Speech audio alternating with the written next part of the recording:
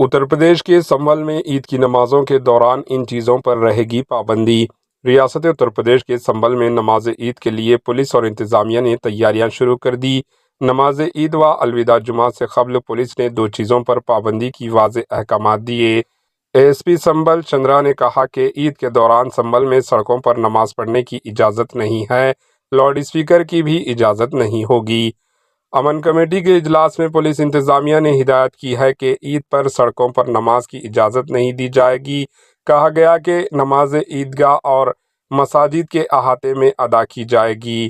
کسی کو سڑکوں یا چھتوں پر نماز پڑھنے کی اجازت نہیں ہوگی۔ نماز روایتی طریقے سے ادا کی جائے گی۔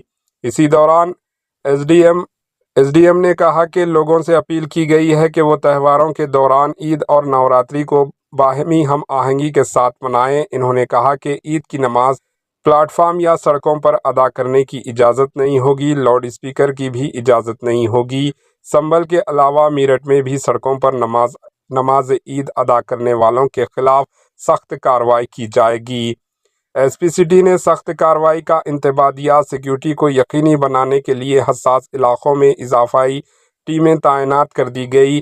سی سی ٹی وی، ڈرون اور مقامی انٹیلیجنس کے ذریعے نمازیوں کی نگرانی کی جائے گی۔ جانکاری کے مطابق میرٹھ میں پولیس افسر نے بتایا کہ سڑک پر نماز پڑھنے پر پاسپورٹ اور لائسنس ضبط کر لیے جائیں گے۔